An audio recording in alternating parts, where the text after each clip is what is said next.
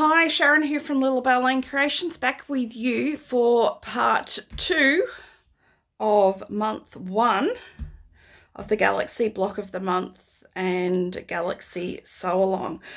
Part 1 covers the double kites, the small kites, the Sims, and the large kites. So if you want to know what we're doing with those, how to trace, how to strip cut, etc., that's all in part 1, so go check that out.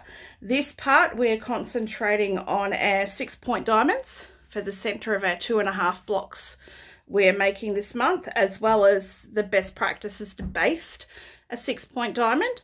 And there we're going to look at the best practices to sew your blocks together. So I'm going to sew one of the blocks together with you in this section to get you going. In addition to that, I am going to continue to fussy cut this piece of fabric and get as many fussy cuts out of it as I can to show you all the options that are available to you. So if you've got the block of the month pattern, you will know these are the 2.5 blocks that we're making this month. I am duplicating mine exactly as to the pattern so that my finished product is exactly what's pictured on the cover. So I'm going to start by cutting these out, and then, like I said, I'm going to continue to fussy cut and show you at the end all the different options you get. So say hypothetically you don't want deer heads in your quilt, I can give you a pretty little floral option to substitute instead. Now, the biggest thing when it comes to fussy cutting is learning how to read a repeat of fabric. This quilt is based on a repeat of 6. So there's 6 diamonds that form the center of the blocks. So we need to look at any piece of fabric that you're going to play with and find the repeat. The repeat on this fabric is almost a diamond shape. So you're looking at here. So each repeat of the fabric starts down here. The bottom of this flower goes around and up and finishes at this flower. So that's one complete repeat. To do this block, we need 6 complete repeats. So we need to look. I'm looking for full repeats on my fabric. So I only have 1, 2, 3, 4, 5, 6 full repeats on my fabric. This is a fat quarter. So if I flip over my other half, I'm going to have a lot more. So the advantage of this, and the reason I've gone for larger cuts of fabric for the block of the month participants, if you mucked up a fussy cut on a deer head, or you've sewn your block together and you're not happy with how it's appearing, I wanted you to have that extra fabric to have another go at fussy cutting the deer head. Or maybe we're going to fussy cut the deer head in one block, but you want to play with these florals in another. Well, you have to, if you only had a fat quarter, you had to choose one or the other. You couldn't have both. By having the half yard of fabric, you have so many more options available to you. And that's my thought process about why you're going to get a half yard this month. I think there are 2 prints in the Tiny Beast collection that you will only be getting a fat quarter each month. They are quite a small condensed print that I'm confident that we can get enough to make the blocks which are pictured in the quilt, plus we can get some extras to have a play with as well. So there'll be 4 months where you'll be getting fat quarters. The others will all be half yards. Now, I'm going to completely fussy cut this piece of fabric and get as many out of it as I can to show you. If you're at home and you want to fussy cut just for your 2.5 blocks, that's brilliant. Take your fabric, throw it in your stash, use it for another project. Simples. Okay, so I've just shown you where the repeat of fabric is, so we can see. So this is one side. If we flick the other side, what did I say? I had 6 on my first. So it'd be 7, 8, 9, 10, 11, 12, 13. So I've actually got 13 complete full repeats of fabric on my half yard. Another reason why I also went half yard, because I don't know where your quilt shop's going to cut your half yard from. So I wanted to make sure that you had more than enough fabric. Yes, I'm renting this home, so that you can play, relax, have fun, and are not scared about cutting something out wrong. Okay, fussy cutting this Dear John fabric. As you can see, getting a traditional kaleidoscope effect on this fabric is not going to be possible. It is not a symmetrical print. Now, symmetrical print is a part of a pattern that if you put a line straight down the middle, one side is exactly same as the other. Those type of prints are absolutely great to get a symmetrical appearance, so you get the real kaleidoscope center for your block. That's not going to happen with this print. Next month we're going to be playing with a symmetrical print and we can have fun with that. Now also, using a fussy cutting mirror is not going to be hugely beneficial when cutting this print, because a fussy cutting mirror, well, a mirror image is always going to be the reverse of what you get here. So if you put your fussy cutting mirror up to the deer, the next image next to him is going to have his nose facing this one. We can't cut that from the fabric. All our deers are facing the same way. If by some reason Chula decided to flip every second deer, like have exactly the same but flipped it, we could have achieved the result that we see in a fussy cutting mirror. So I'm not even going to get my mirror out to play with this fabric. So what we're going to do is look at the blocks we are making this month. So I'm going to actually start with my deer. So if you want to duplicate exactly like I've done in the pattern, we want to look at the deer. Now I'm just going to zoom you in closer to the print. Perfect. Okay, so if we look at this, we can see that I've got a little bit of green at the bottom. So I'm going to come over and have a look. I've got my template. I've got my etched side facing down. And we're going to look using my pattern as reference just to get an idea of where. Now, if you want to be exact, you can have a look on the pattern as to, oops, maybe we'll go this side. You can have a look on the pattern as to where I've got the nose sitting. So I've got the nose sitting about here. So I'm just going to have a look and go, yep, but I've got more green. I want green to come into the pattern. I'm looking again at this block. Now I'm duplicating exactly what's here, so that's what I'm using as reference. You don't have to. You can fussy cut any element that you want. So I'm looking, I've got, can you see there, the green staghorn or whatever it's called going up there? That's what I want in it. So I think that is the fussy cut there that I want to use to achieve the green block on my pattern. So I'm just going to look at the reference holes that I've got here and where I can line them up. So what I'm going to do in my mind, I'm noting that this dark green bit of, is it called a staghorn? I don't know, that's what I'm going to call it, is going to be at the top near my reference dot, and I'm going to put my bottom reference dot down here on this stem bit. All right, let me grab, whoops, sorry for reaching across the camera, and maybe a better option to show you that you can play with is this. Oh, that's much easier, isn't it? I should have done that in the first place.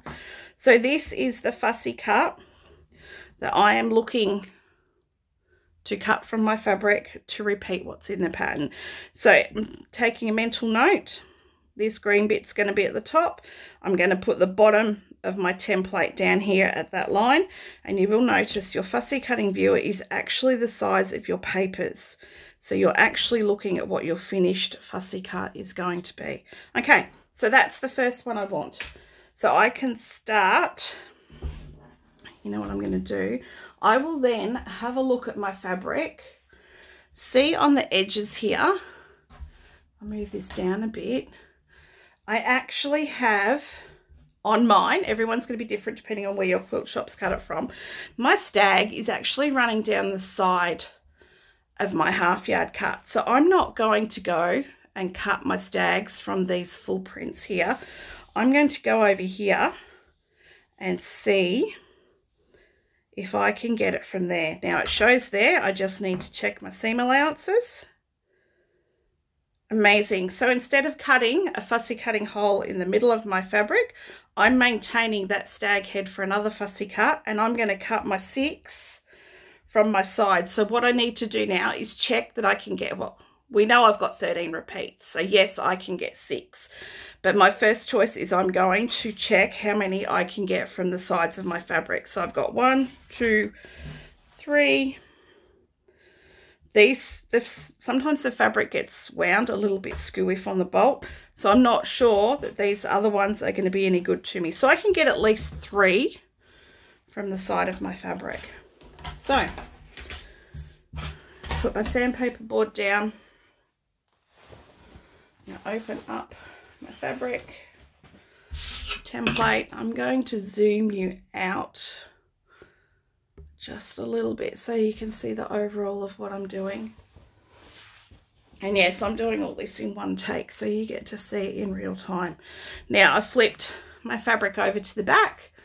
I have discussed in my Back to Basics English paper piecing 3-part mini series why I trace on the back. So if you're interested to why, please go and view that.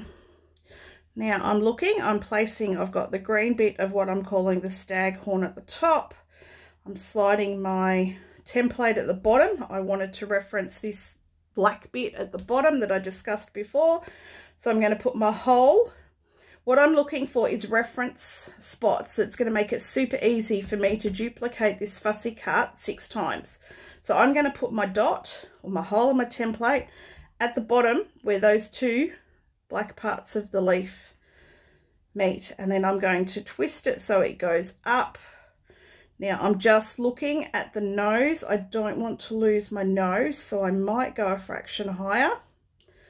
So now what I've done, I've lined the base of my template here up. I'll mark it. You see that there? I've marked the bottom of that green leaf is where I'm going to place the base of my template. I'm centering the green stag at the top. Okay, I'm going to mark my 4 reference points, and I'm going to trace my template. And again, we do it on a sandpaper board so fabric doesn't move. Okay, you look. There is my first one traced. Can you see that? So I'm going to proceed forward and trace another one. So again, I know that the bottom of my template is going to sit down here on this line. I can look up at my previous one and see where my dots are. So I know.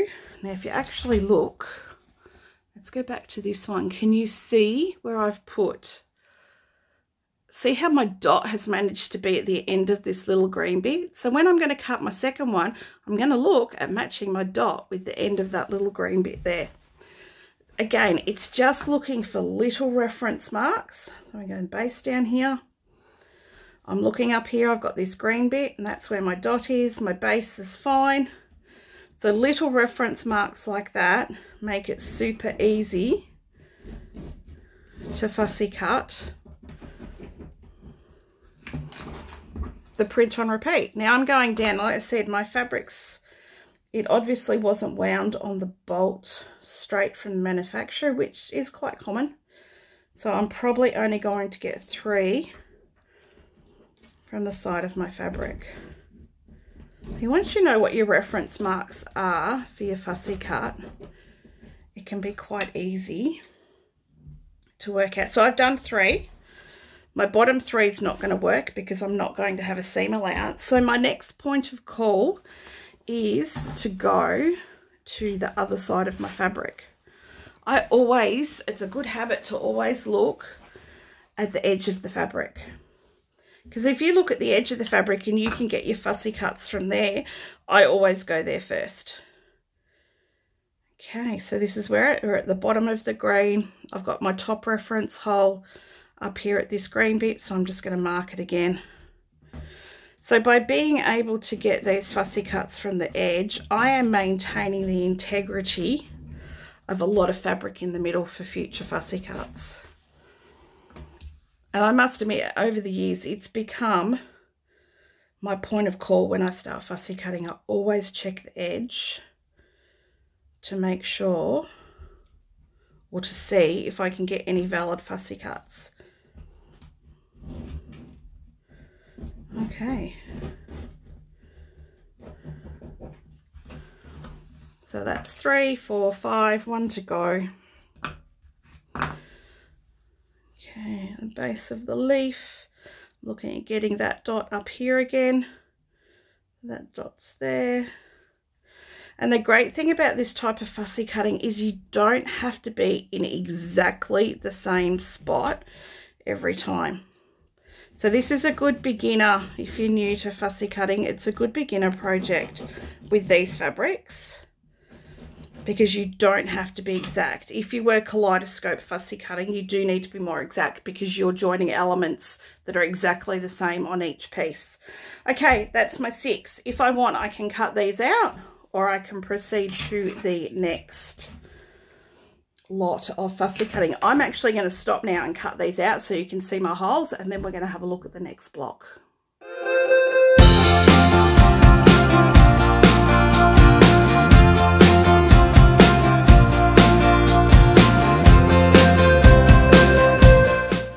Wow, some days I wish I could actually cut my pieces that fast, but hey.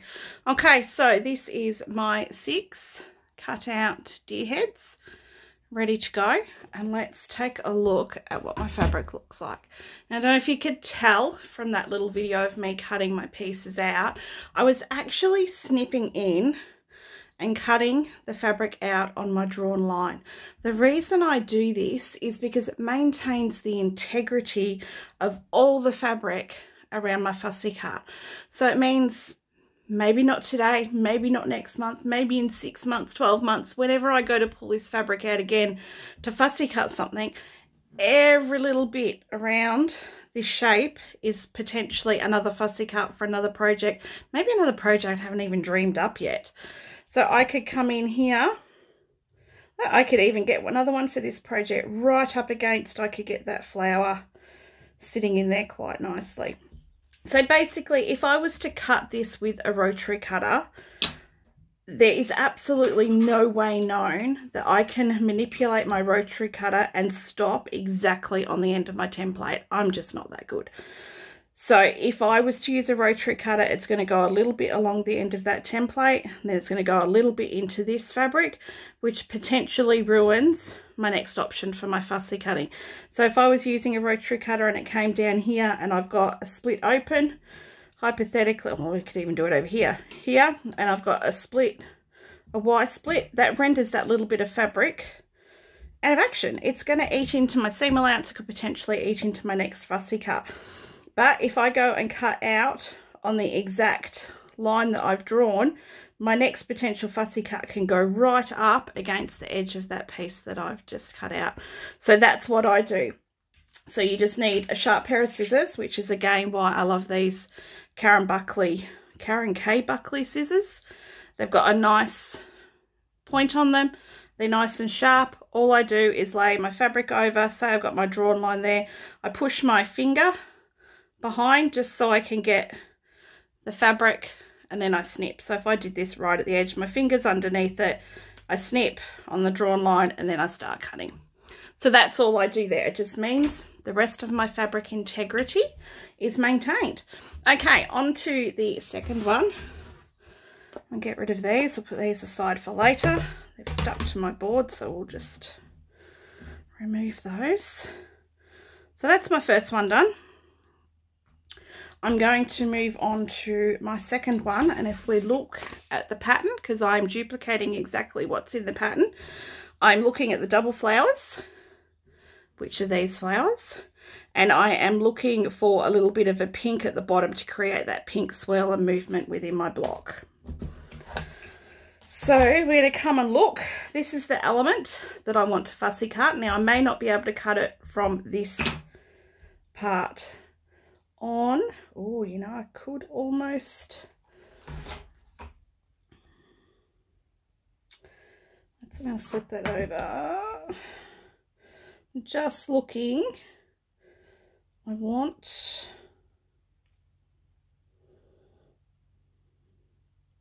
I'm looking at my pattern, trying, because I want to duplicate as close to possible. You don't need to be this fussy, but I want to duplicate it. End of story. So I'm looking here. I've got one flower higher than the other. So I've got one flower higher than the other here. Where's my fussy cutting viewer? That's going to make it so much easier for you to see. So now if you look here, when I digitally fussy cut it, I could get the blue leaf at the side. So I need to twist. Okay, that is pretty much spot on there, what I have digitally fussy cut. So what I'm looking at is the pink at the bottom. See how I've got it on an angle? I know when this is getting repeated around, that pink is going to form the swirl and give me some movement in my block. So that's what I'm looking at achieving. So now I need to remove that, bring my template over. And this is what we're looking at. I don't want, see I've got this, the black bit in this print. I don't want that in my fussy cut. It's just going to be too heavy. So I want both flowers. Yeah, I think that is pretty much what I want. That is the fussy cut that I'm looking at achieving. So you can see it better, just let me. That's what I'm looking at achieving. So again, I'm going to look at my template, where my reference holes are sitting, and look for some sort of guidance that's going to make it easy for me to repeat this multiple times. Now, here, the way I've cut it is very minutely, the corner bit is into this hole of fabric. That is not going to affect me when I come to basting. I'm more than happy to sacrifice that tiny little corner.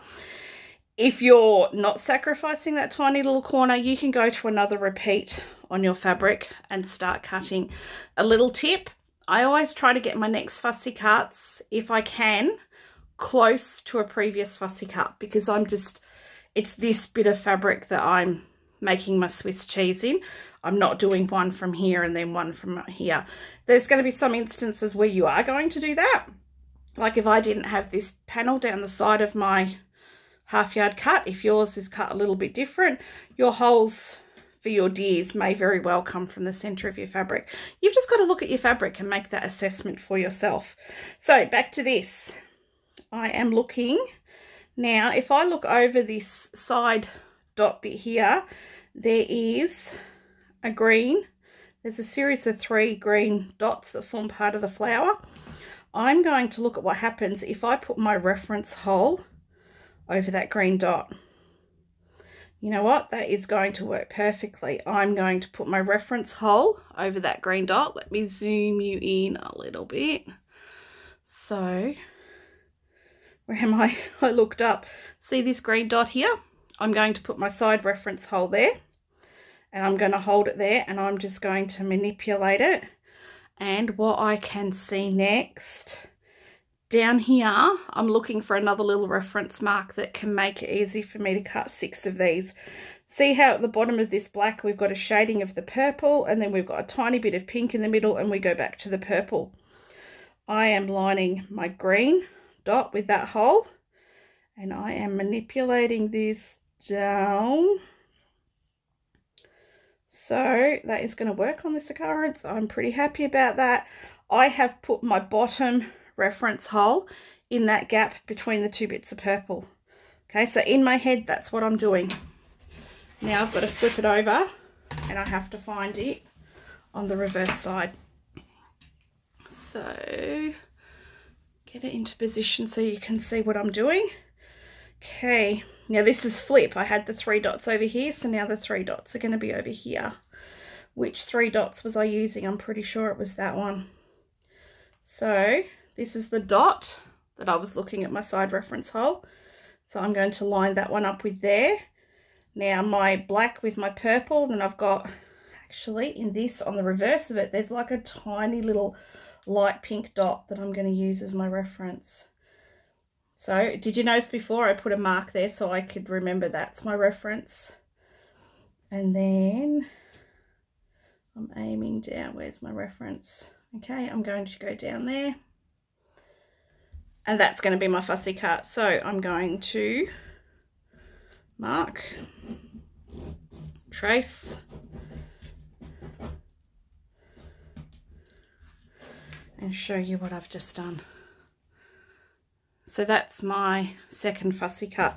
So because I've cut next to that hole, I can go down to my next hole, because that's where my repeater fabric is.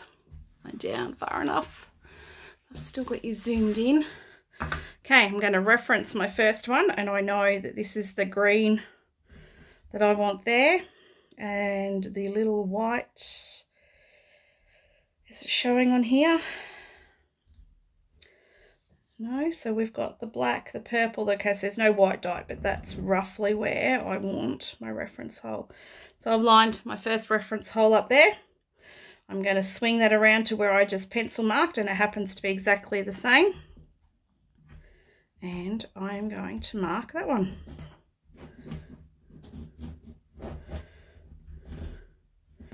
Okay, so that's 2. We're going to repeat on the third. Again, I'm looking for that spot, my black, and I'm looking, whoops, just broke my lead.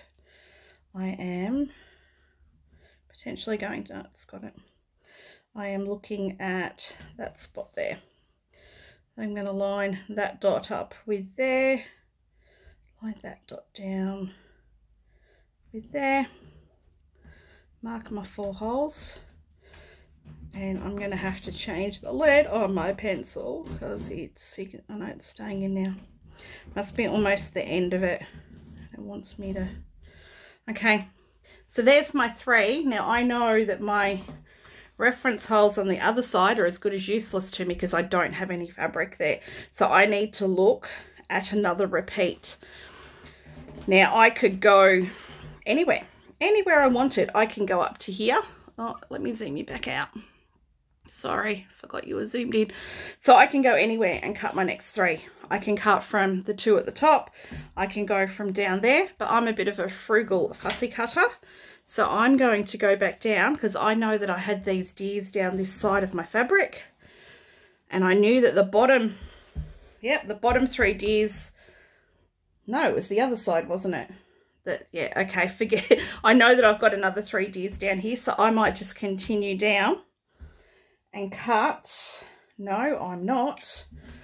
I've just spotted. I always look at the edge of my fabric. It is just part of it.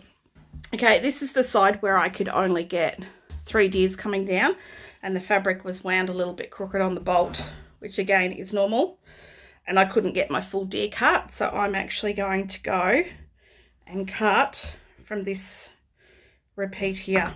So again, we are looking for you can see my leads playing up, my 3 at the end of the black bit. I've got my purple and I've got the gap, and I've just lost that. Give me 2 seconds. I just had to go grab another pencil that's got a lead in it. Okay, so where were we? Where's my 3 dots? And come down here. This is the black bit of the flower I was looking at, goes the purple, and then we've got the pink gap and the purple. So I'm just going to mark that. Again, I'm going to put that on there, and I'm going to move that up so we get that, and we're going to mark. So like I said, you can cut these from any part of your fabric, but I've been fussy cutting for so long that I have learnt to always check the edges of the fabric to see if I can get a fussy cut from there. It just saves the integrity of the internal bit, so you've got more to play with later. Also, if I wanted to machine piece a quilt, I've got bigger squares that I can cut out from because I don't have tiny little holes cut through everything. Okay, so 3, 4, 5, I need 1 more. Okay, again, that's my green, that's my black, my purple. We go to the pink and then the purple, so I've just put my 2 reference dots. I'm going to line that one up, tilt that one up so we get it, mark my holes, trace.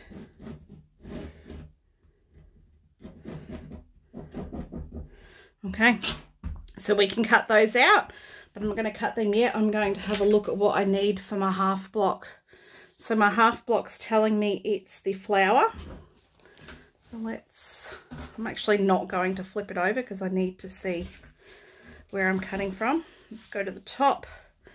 So what I'm looking for is this flower that sits on, oops, you see this flower here that sits underneath the deer. So if I show you over here, this is the flower I want, but I've just traced one of my fussy cuts from there, so that's going to be a hole, so it's out. So I'm going to go over to my next repeat of my flower, and this is the flower that I want. So I'm just looking at the pattern. I said you don't have to be this fussy. I am duplicating these exactly so I get the quilt. Can you see at the bottom I've got a little bit of a aqua that I've obviously, when I've digitally fussy cut it, I've made the aqua line go into the bottom, so it gives a bit of movement. So it's just the stem of the flower. I'll flip it over for you. So this stem of the flower I want to go, that's basically the fussy cut I'm looking at achieving. And I'm just looking at, the print has a black dot on it. So I'm probably just going to reference that up a little bit higher to sit above the black dot. Excuse me. Okay, template's down. I can see where the black dot is on the print from the back. So I'm going to sit my template just a fraction higher. I'm just referencing the pattern. Okay, that's the fussy cut. Excuse me. That's the fussy cut I want. So what I've done is I've got the blue stem or the teal stem of the flower going down to the point of what will be my papers.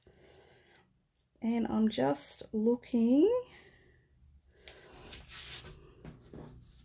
Just want to take another close look. Yep, that is exactly what I want. So I'm just going to mark. Now I only need 3 of these because this is for our half block. This month we're making 2.5 blocks. Okay, so that is what I've just traced. So I need to look at where else I can get. So again, I'm just looking over all my piece of fabric. Okay, let's go and start chopping in the middle. So depending, like I said previously, where your quilt shop has been able to cut your fabric from your bolt, you could be cutting your deers from the center of your fabric, and you could be cutting these from the edge of your fabric. And that's why we've got such a generous cut, so that you can duplicate what I'm doing or have fun, play, and do whatever you want to do. And you don't have to stress. So one of the biggest things when fussy cutting is making sure that you have enough repeats. So before you go to fussy cut anything from your fabric, I've just broken my lead again. Before you go to fussy cut anything from your fabric, please check that you have enough repeats on your fabric. It's no use working on a repeat of 8 and then only having, you know, tracing 7 and going, oh no, I didn't have my 8. But again, that is also the advantage of tracing on the back. If I need 8 and I've traced 7 and I can't get my 8th one, I can just go back. I don't have to worry about removing these lines. I can go back and look for another print or element of a print that I want to fussy cut. If I traced it to the front, then I do have to go and remove all those penciled lines from the front of my work, and it becomes a pain. Okay, this one's in the middle of my fabric, so I'm going to show you in real time what I do to cut it out.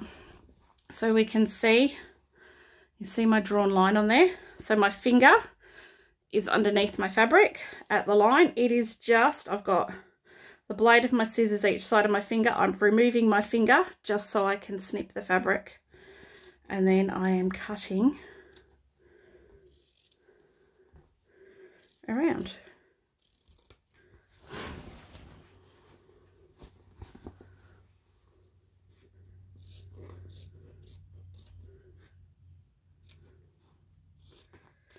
Again, this maintains the integrity of the fabric around my fussy cut. So yes, we're making, there's my fussy cut.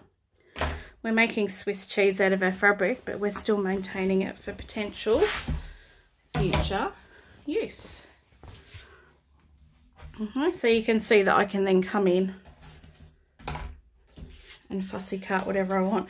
So if I wanted to work this flowers next to there, there's potentially another fussy cut. Whoops, sorry. There's potentially another fussy cut. So have a look if you've got the block of the month and you've got your complimentary fussy cutting viewer. Have a look at placing it on different elements. That would be a fun one to fussy cut too. I might give that one a go. Actually, this one here, I can see already there is, template. See how it's got this flower at the top that's got the center green? I would be inclined to put my template, the whole of my template over that and do that. That could be fun. You're going to get a little bit of the deer. You could even go, hang on, you could go that way, or you could go right out so you don't get the deer ear in it all. So I'm just going to put that last there. So you could go right out. You could spin it around. That could be a fun one because you're going to get the movement of the green or the teal print in everyone as you go around. So have a play. Don't be scared. You've got more than enough fabric. I'm going to go and cut these out, and then I'm going to come back and we're going to work on putting a block together, a block together. Okay, as you can see, I finished cutting out all my pieces, all my fussy cuts. So now we can turn our attentions to basting and assembling our blocks. I'm just going to do one with you today because it is a repetitive process. What we do for one, we do for the others. Move the half block out of the way. We'll move those out of the way and we'll work on this one. Here's the other pieces that we basted in the previous episode. And I've got my pin cushion with my needle in it ready to go over here. I've got my thread and I've got my thimble and I've got my scissors. So same process for basting. Let's slot these ones off to the side. Glue on my table that's sticking to my jumper. So when I baste, I am a batch baster. I will always turn my pieces over and lay them out at the same time. My papers, if you remembered, we put a binding clip on them earlier. I just come along and drop a paper. This is just my methodical way of working. It keeps me organized. Also, doing it this way, you'll get into a habit of basting in the same direction. Okay, my glue pen. I'm going to come down, lift up my papers. I've got my reference dots that we put when we fussy cut, so I'm just going to line my paper at the bottom and at the top. That's where I want it, so we're just going to swipe the glue. Now it is hugely important at the ends and at all corners that we make that fabric go nice and taut without stretching it over those points. We've got 6 points in this block all coming together, and we need to ensure that there's no extra fabric here or it's just not going to work. They're just not going to join neatly. So we just repeat for all 6. Again, I can't say it often enough, making sure those corners are really nice.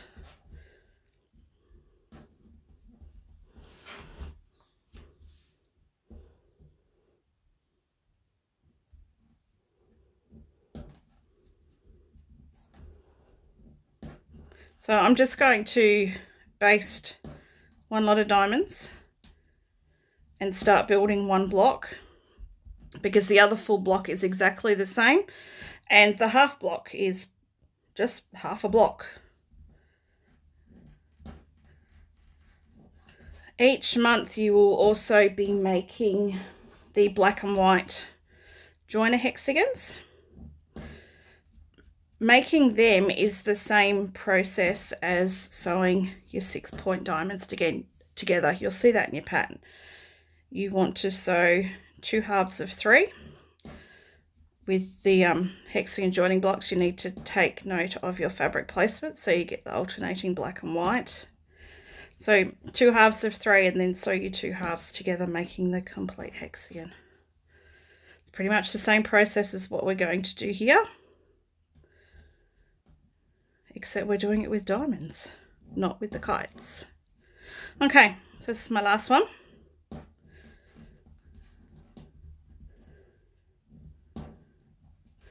Getting nice tight points. Always put the lid back on your glue. It's going to dry out otherwise and you'll render it useless. Okay, so this is the effect that we're going to get. So you can see why this method of fussy cutting, as in not doing a kaleidoscope fussy cut, is good, especially for beginners, because you're not lining exact lines of each, like you're not matching, you know, if there was a line coming out here and here, then you need to match it with the next 2 pieces. You've got some lenience that way. Let me see if I can tuck that tail under. Oh, not quite. Trying to get it laid out nice and pretty for you. Okay, so you can see, I'm not going to get it perfect. You can see from that, let me zoom you in a little bit and move you. Okay, from that fussy cut, we've got the movement in the center of the block because of the way we've cut. We've got the teal sort of movement going that way, but we've got the pink on the inside going that way and the flowers coming out. So what we do next, separate it. What we're going to do is sew 2 halves of 3. 2 halves of 3, we're going to sew them together. So we're going to sew down here and then down here in one go. Repeat for here. We're going to sew from here to here and here to here. Create 2 halves and then we're going to sew those 2 halves together. I'm just going to quickly put my thimble on, because if I don't, I'm going to have the end of the needle go through my finger. You do that a few too many times and it really starts to hurt. Okay, got my needle. I'm just going to knot the end of my thread. So I'm just forming a loop, I twist it, got a knot in the end of my thread. So what we're going to do, pick up our first 2 pieces, face them right sides together, line them up. So we want to make sure they're sitting right on top of each other. Okay, we're going to come to our first, right at the very end of where these first bits of paper start, and we need to take our first little snip of fabric. So I do one, I go back in the same spot and I pull it till I've got a little loop. Can you see that loop of thread on my finger? Then I'm going to come in and I'm going to wrap my needle 1, 2, do it either 2 or 3 times. It's really hard to show, but it's wrapped 2 or 3 times around my needle and then I pull it. That is what I call securing my thread. It just holds the start of my sewing nice and tight together and it won't gape open. And then we just start working along our pieces. So we want to sew in the most direct route, so that is straight across. No diagonal sewing. We don't want our needles going either way. We want it the most direct path, which is straight across. Okay, the edges of these diamonds are 2 inches. So when I get about halfway, I like to secure my stitch again. Now the reason I do that, and I'm going to do it right here, I've left a little, can you see that? A little loop. And then I'm going to come in and I'm going to go 1, 2, I always do 3. I say 2 or 3, but I always do 3. And secure my stitch. What that does is everything that I've sewn between here and here, the thread's going to stay nice and taut, nice and firm. It's not going to get loose. It's not going to gape. Also, if I'm stitching up here and I happen to accidentally break my thread, I don't have to go all the way back to here to sew. I just need to go back to halfway where I last secured my stitch. Okay, and then we just start going back through again. So you'll see I take and then I use my thimble to push my needle through. Now when you choose your needles, I use a size 10 or 11 milliner's needle. The milliner's needles, they're all, can you see, they're all the same width. They don't have a big head on them. And the reason for that is if you have a needle with a big head, it's going to leave a big hole in your fabric. It's going to help you create crunchy stitches, lumpy big stitches, ugly stitches, and it's just not good. So milliner's needles, all the one width, and they're great. Okay, we're getting to the center, what's going to be the center of our block, and we've got tails. We do not sew tails in, we knock them out of the way. So pull it out of the way. If it's been glued into position, pull it out of the way. So I've got it pinched between my fingers, and we're just going to go in and we're going to sew right to the very end.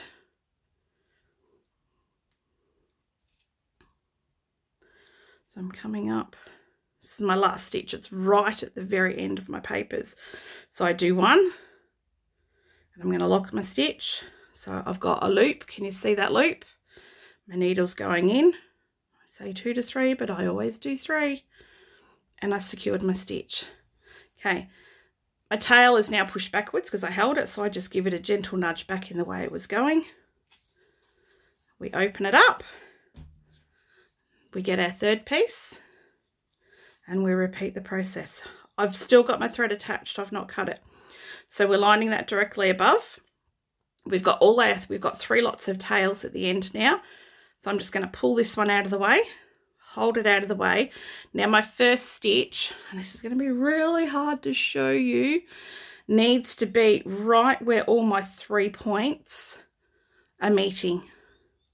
You need to get it right down into the center. If you don't take the time and get into the habit of getting right down into the center, you're going to end up with holes in the center of your work. So there you go. I've just done it, secured my stitch, and I'm going to start working my way back. Remember, straightest path possible, straight across. About halfway, I'm going to secure my stitch again. Almost there. It's not a competition of who does the most stitches per inch either. We don't need to be cramming in trillions of stitches. Okay, I'm going to secure my stitch here. So I've got my loop. You see my loop? Then we're going to go 1, 2, 3 around my needle, and we're going to pull it. And then I'm just going to stitch to the end.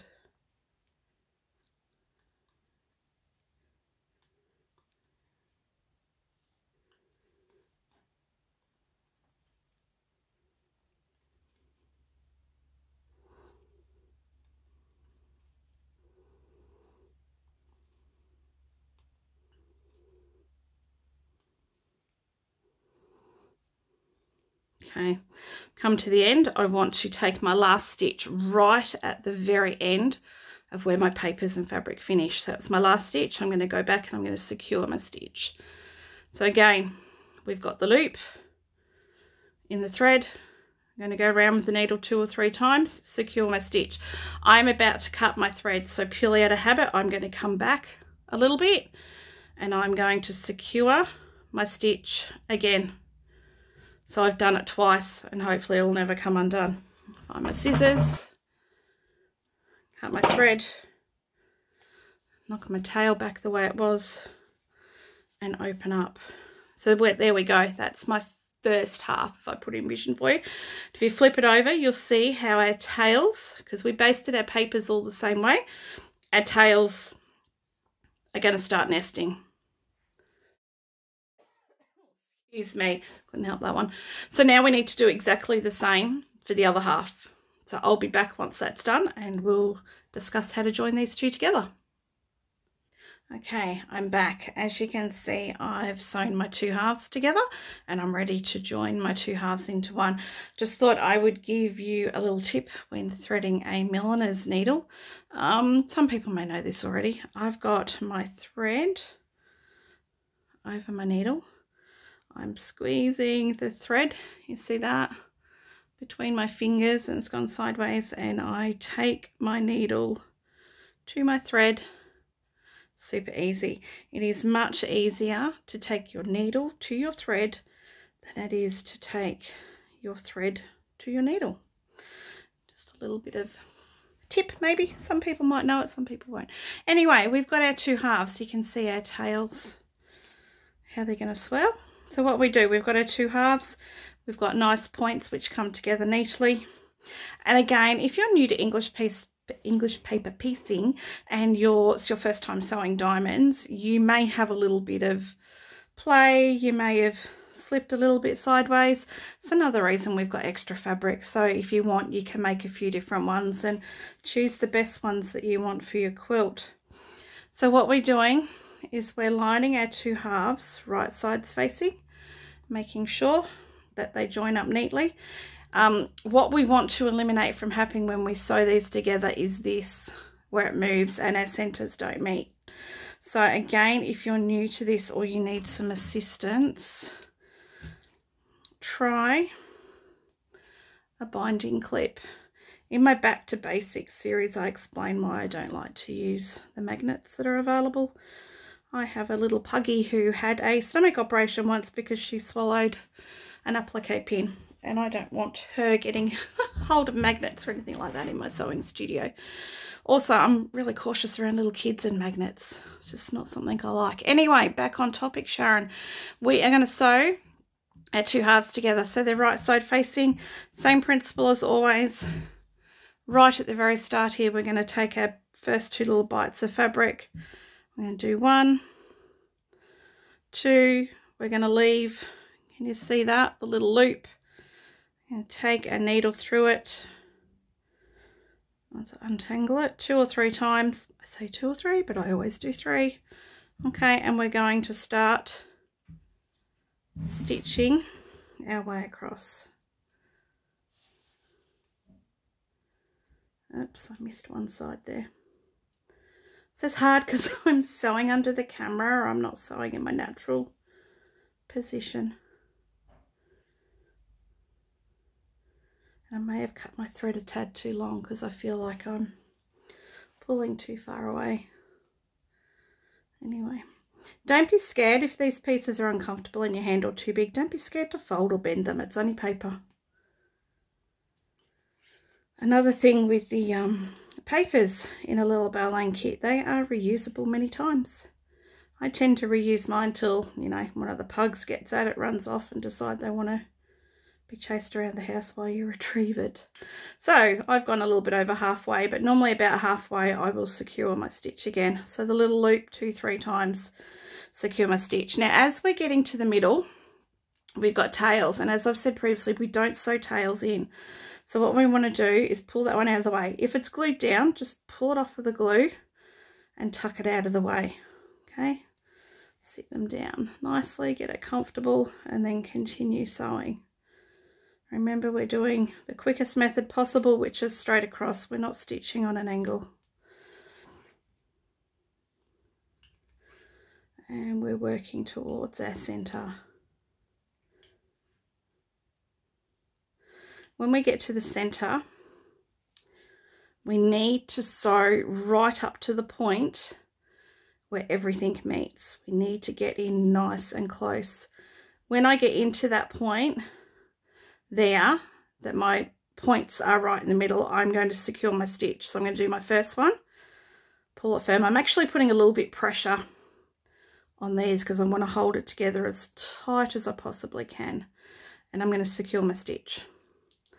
Okay, then I can let go this tail here, make sure my thread's over it. Then I'm going to come this tail here, and I'm going to pull it down and knock it out of the way. Now our aim is to stitch across this center, so we need to go as close to as possible. If we don't, we're going to have a hole left in our work. There's one. I'm going to go back in. I'm going to secure my stitch, and by securing it each side, I'm holding it as tight as I possibly can with my thread, and then we start stitching back out. Really is that easy. And by having that binding clip on the end, it ensures that the pieces haven't slid sideways and gone out of whack. So you can just take it off, or you can leave it on. It's up to you. The more experienced you become, you'll probably find you won't need the binding clip there at all. So as I am heading to halfway, I'm looking at securing my stitch again. Done. And then we're just going to finish it off. So if you're sewing and you get resistance with your needle, you've hit your papers. So take it back out and start again. You do not want to sew through your papers. And this is also when we're glue basting, because we've tried to eliminate our glue from going right to the edge of the papers. There is no glue, or if anything, very limited glue on your fabric. So your needle will just glide through your fabric because it's not gunked up with glue. It just makes the whole process so much easier. But like I said, the glue basting comes with practice. The more you do it, the more proficient you come. Okay, so we're at the end. I've gone right to the very end. I've taken my stitch and then I'm going to secure my stitch. Got the loop 2-3 times. Now because I'm going to cut my thread, I'm going to come back a little bit and just secure it again. And I look for my scissors and cut my thread. Bring over my mouse. Okay, so what we're going to do is we're going to open. There's our center, and at the back, these just need to be knocked back into place. If I had an iron handy, I could quickly hit it with an iron. So can you see how our tails in the center are all laying on top of each other, reducing bulk? Believe me, you'll appreciate that little bit of effort when it comes to quilting, whether you're quilting it yourself or your long arm quilter will appreciate it because they're all curled nicely. It's going to reduce their bulk when they do it. Okay, so that's our center. You need to repeat that for every block. Next up, we need to come and add in our sim and small kite pieces. Now, I am going to sew one of these with you because I just want to show you something. So these are obviously ones I've prepared earlier that are going to sew in there. Let's get my needle and thread. Let's re-knot the end. Okay, I'm going to knock these out of the way a little bit so you don't have them as background. Okay, so your sim pieces. Take this one. And we're going to sew this one onto here. So right side's facing. We want to make sure, use your finger or your nail to make sure they've lined up perfectly. Knock this little tail out of the way because we don't sew in our tails. And again, it's just the same process. So we're going to do one. On my second one, I'm going to lock my stitch and I'm going to sew straight across. I'm not going to secure my stitch halfway on this one. I'm just going to work my way across. When I get to the other end,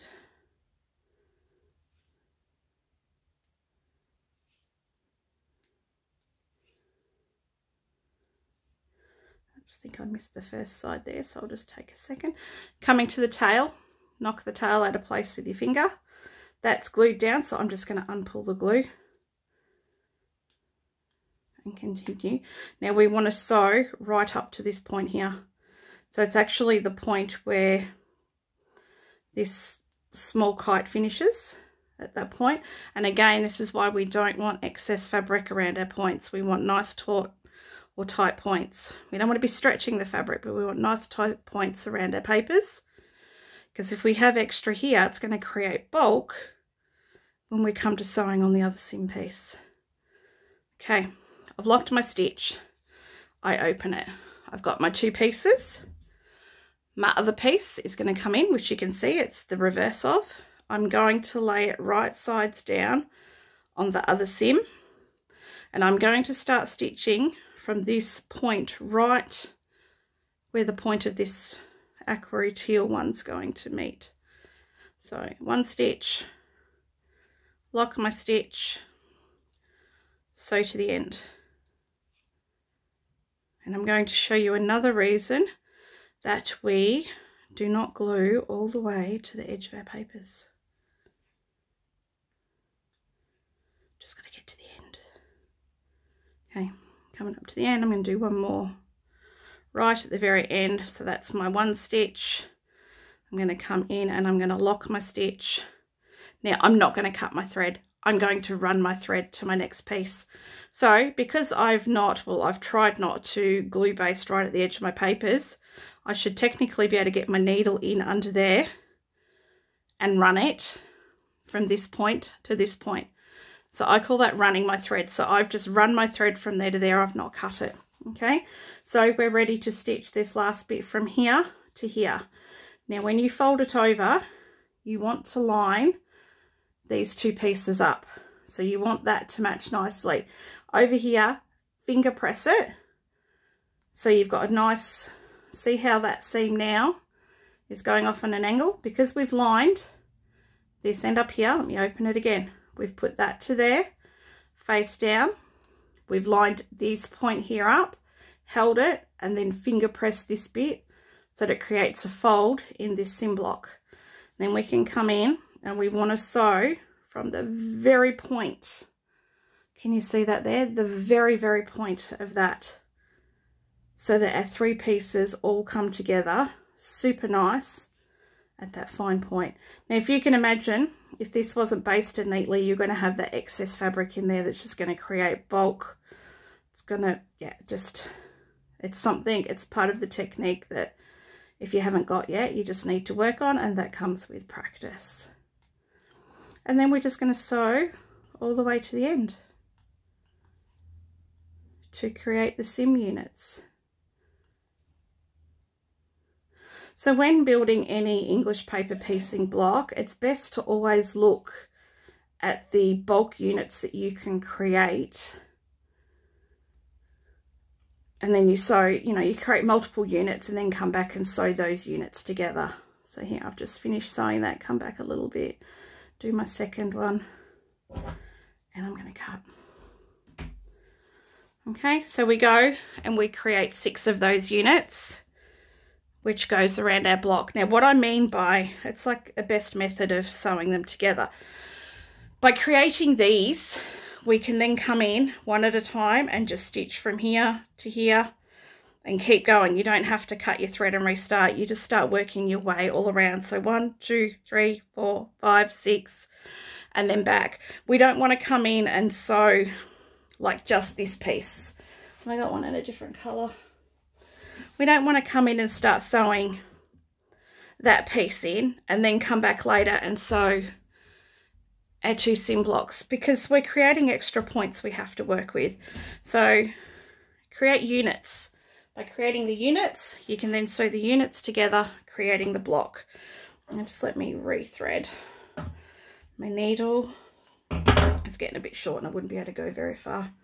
So again, thread over my needle, squeeze between my 2 fingers, my needle to my thread, and I go through. Also another tip, the holes in your end of your needles are actually punched. So if you're having trouble getting your thread through it one way, turn your needle over and try to get the thread through the needle the other way, because you know, if it's punched through, so one side's going to have like the metal sticking out at the bottom.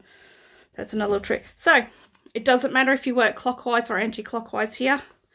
You just line this piece up with there, which you can see is going to go along there, and we want to go right to the point. Can you see there? So I'm going to come in at the top, right at the point, and I'm going to sew one and start the second with you, because I also want to show you another little tip. So I took my first stitch, I secured my stitch, and then I'm just going to start sewing across. Now these edges are 2 inches, so I am going to stop and secure my thread at some stage. Okay, we're coming up to the tail on my seam block. Remember I said we don't sew tails in, so knock it out of the way and keep sewing. Now I'm going to lock my thread, locked, and then keep stitching. Where these 2 pieces join, I'm going to just try to make sure I get 1 stitch one side and 1 stitch the other, and you know what, I might even just lock it just so it's held in nice, and then we work our way to the corner.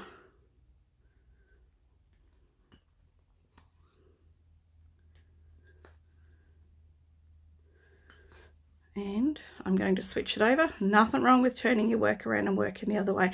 It's easier for me to stitch into that corner than it was the way I was doing it. So we just stitch into the corner. I'm going to go right into the corner. Can you see there, right in at the very corner there? I'm going to take a stitch, and you guessed it, I'm going to lock my stitch. Okay, then we open it, and then we're going to fold it the other way. So what we want to make sure is that our points up here are matching, and then finger press that diamond paper. Just makes it super easy. And yet, you guessed it right, I'm going to lock my first stitch just to hold things nice and firm at that joint and work my way across.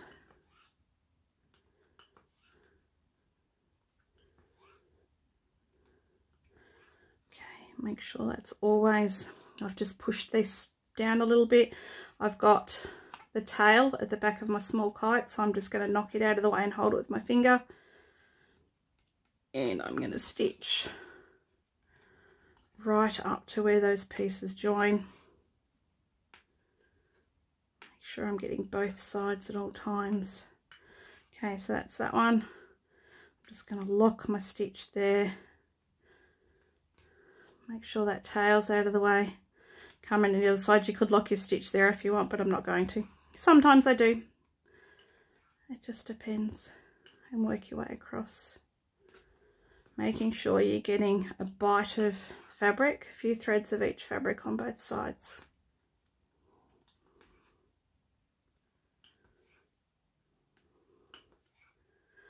Okay, so we're nearing the end and we've got this tail. So with my finger, I'm just going to pull my tail out. I'm even going to manipulate the one at the back out of the way. And we're going to sew right up to the point.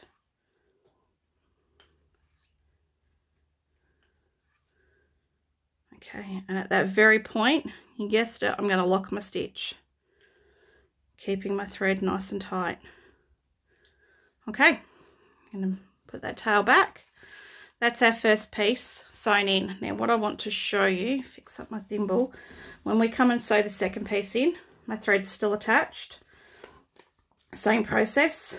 I'm going to line it up that it meets here and line it up it meets here. But my first stitch, I am going to pull that tail from my diamond out of the way. Make sure my thread's up there. My first stitch is going to be, can you see that? It's this purple fabric and the very top of this purple fabric. So what I'm doing is I'm joining the points of those two purple fabrics. So my one stitch and my long stitch, lock stitch, Sharon. And then I'm going to start sewing back down. Now I'm going to open this and show you what I did. So because I'm going to open it, I'm just going to lock my stitch again. So can you see? Probably not. The very first stitch I did was making these two very points here butt against each other. So this ensures a nice finish for when we come to add in one of these later on. When we come and sew these in, it gives a nice finish for that to go against. It's eliminated, oh, some words can be a struggle some days. It's eliminated bulk from this point here. So again, this comes back to that if you didn't baste this properly and you had extra fabric bulk at this point, that's not going to be so neat. And because I've gone and locked my stitches of those two purple bits at the top, that bit's going to come in and sew in beautifully later. Okay, I'll check back with you once I've finished this block, and I may even have the other blocks ready for you to show you. Okay, here is my finished block. I think she looks super pretty. I love how the tealy blue works with the purple. I'm not a big fan of purple, but I am absolutely loving this block. Would you also like to see the back? So that's the back of my block, and you can see, because we basted our diamonds all in the same direction, that our center, closer look, see how our tails are all neatly nested. I So there you go, that's block 1. All I've got to do is add in these pieces. Let me zoom you out a little bit. All we need to do is to add in these pieces, which I'll do off camera. I think you get the gist. I don't need to show you those. I'll add a photo of the completed blocks to the Facebook group once they've got these bits on them without the green thread. Would you like to see the other blocks? They may have been something that I prepared earlier. Can't do everything on camera, can we? Let's just move these out of the way. So this is the block we've been working on today. The other fussy cut that we were doing was with the deer fabric. So this is how this looks. The reason I chose this orangey peach colour was to pull the peach from the deer's chest, the spots on the deer's chest. And I think the colours on that one also make it pop. And again, you can see the back of my work, all my tails nested. And yeah, spinning around nicely. And then we have our half block, which is this one. So it's going to be, by memory, it's down the bottom. Yeah, bottom left-hand corner, this block goes. Oh, there it is. It just needs the alternating. The only thing you need to be careful of with this block is your placement of your black and white dots. I think we go white, black, white. If you do it the other way, you're going to have to play with your placement and put it on the other side of your quilt. So please pay special attention to where you're putting your dots in this one. So there they are. That's our 3 blocks for month 1. I hope you enjoyed. I look forward to seeing what you've got up to, what you've made, if you've done something different. Oh, I just remembered. I went and played with what was left over of my half yard of fabric. Do you want to see the other fussy cuts I managed to get? Let's just sit these at the top for you so they don't go completely out of sight. Check these out. I also managed to get this fussy cut. So these are also an option for you if you want something different. How gorgeous is that purple flower? And remember I said about that one with the white daisy. Check out that. And that is a deer's ear, but in the middle it is just forming the most gorgeous movement in the center. I love that one. So unexpected, but it is so pretty. And then this is a different deer one. The deer one we've got in our block. See how it's got the teal center, which creates movement. If you cut it just a little bit different, you're going to get more deers and not have that teal. So there's another 4 different options for you. So have a play. These 4, plus I'm going to cut another 2 of these from the fabric I've got left. I'm going to make a special appearance in another quilt I'm working on behind the scenes. So there you go. Have a play. Share in the Facebook group and on Instagram. Feel free to tag me. Use the hashtags. The hashtags for the quilt are located on the back of your pattern. So Galaxy Quilt Block of the Month, Galaxy Quilt, tag Little Belle Lane, tag Little Belle Lane Creations. Have fun. Enjoy. And I'll see you next month. Next month, we're actually going to play with some kaleidoscope fussy cutting. I'm excited for that one too. Thank you. Bye.